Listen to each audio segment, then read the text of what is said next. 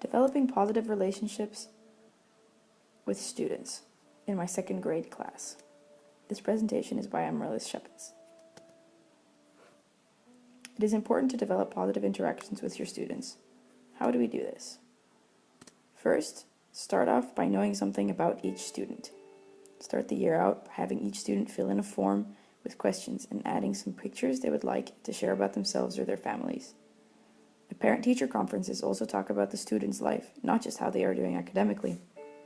Try to stay up to date on what students are into, what music they listen to, what games they play, which movies or TV shows they watch. This could provide interesting information for during class, jokes, metaphors, points of reference, ways for students to feel comfortable. Point 2. Engage in behaviors that indicate affection for each student. Fist bumps and high fives when they enter class, when I see them in the hall, when they get a question right. It gives them a little bit of extra personal attention that the students sometimes really need. Try to also attend after-school sports, games, and other events. Students love the sport. Also stay interested in the sports. Ask how the students are doing. It will feel important. Point 3. Try to bring student interest into the content and personalize learning activities. Refer to the earlier mentioned TV shows, music, celebrities, perhaps teams that the students will know. Incorporate games into your lessons so the students can learn in a playful way. This will keep them interested. Point 4. Engage in physical behaviors that communicate interest in students. As I mentioned earlier, high fives and fist bumps. Use your body language. In class, when explaining things, act things out while you're explaining them. This could make the students laugh. This might also make them feel comfortable, and it's a very good way to help them remember things. Point 5. Use humor when appropriate.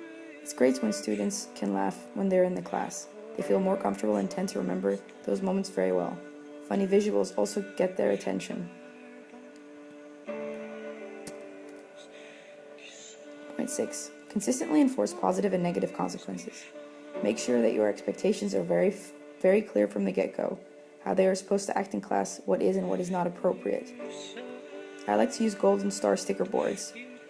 I think that they work very well and enforce positive consequences. The students are always very proud of their stickers and they take them very seriously. Students also need to know when they go too far. A technique I would like to start using is meditation instead of detention. It has shown some really great results, and I find that it has more of a positive than a negative influence than detention. Point 7. Project a sense of emotional objectivity. Using a consistent tone with all your students, maintaining a cool exterior, and remaining assertive and kind will create a good environment in class. Make sure to also treat all of your students equally. Don't show favoritism with the way you act. Now, it is also important to introduce yourself in the beginning of the year. How will I do this? I like to start by making a fun PowerPoint, talking about where I grew up, what my family looks like.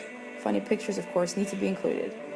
I will talk about my favorite music and let them listen to it. Perhaps put in something funny again, because laughing is always the best thing in class. I will mention my hobbies and treat them to something I baked, as cooking is one of my hobbies.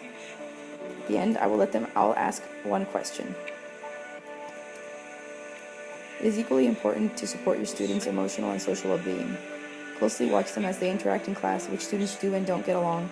Try to put students in groups according to how they get along. Also, of course, don't put all the talkers in one group because then they won't get their work done, but try to make sure that you know how your students interact. Make sure each child's needs are looked after by tailoring your lessons to help further develop their skills. The attention you give them can give them confidence, especially English language learners who might not feel as self-assured or as comfortable due to their lack of English. Something I also like to tell them is, I'm a learner too. We need to support each other in that, and this way they don't feel alone.